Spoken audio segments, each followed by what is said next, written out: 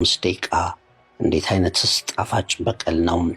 መጥረቢያው ቢረሳ የተቆረጡት ዛፎች የደረሰባቸውን አይዘነጉትም እንዲሉ አፍሪካውያን መድፈኞቹ ታህሳስ 6 በቪላ ፓርክ በተጠናቀቀ ሰዓት ወሽመጣቸውን ቆርጦ ሳር ያስነጫቸውን አስቶን ቪላን በኤምሬትስ በ45 ደቂቃ ቀብረው ተወጥተዋል። መድፈኞቹ በአስቶን ቪላ ታመሙ። አስቶን ቪላን ውጠው ግን ዳኑ። አርሰናሎች ከቪላ ፓርኩ ሽንፈት በኋላ አልተሸነፉም። ግን አንዳች ነገር ይጎድላቸው ነበር። አስቶን ቪላ የጀመረውን ሌሎች የቀጠሉትን መድፈኞቹን የመፈተን ጥያቄ ማጥፋት ነበረባቸው። ከተከታታይ መንገጫገጭ በኋላ ቪላን ደፍጥጠው ተረጋግተዋል። በኤምሬትስ እንዳለፉት 5 ጨዋታዎች የመጨረሻው ፊሽካ በጭንቀት መጠበቅ አልነበረም። አርሰናል ቪላ ላይ ጨካኝ በትር ጣፋጭ በቀል አሳርፏል። በቪላ ፓርክ የተወሰደባቸውን 3 ነጥብ ከብልጫ ጋር ከጎሎች ጋር ተረክበዋል። አስቶን ቪላ ከ111 ዓመታት በኋላ በክለቡ ታሪክ ሊያስመዘግበው ያሰፈሰፈበትን ብዙ ጨዋታ የማሸነፍ ሪካርድ ደምድመውባቸዋል።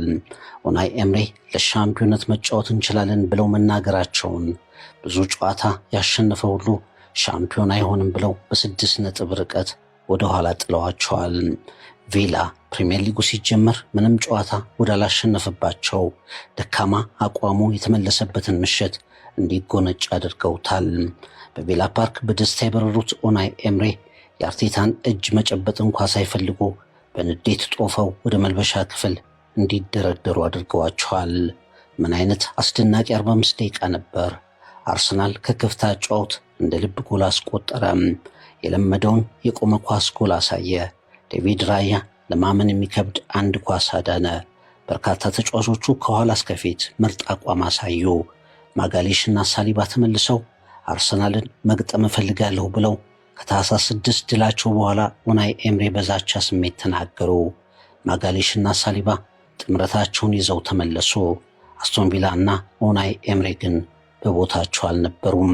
መድፈኞቹ በአስቶን ቪላ ታመሙ። አስቶን ቪላን ሜዳቸው ላይ ውጠውት ግን ዳኑ። ምን አይነት 45 ደቂቃ!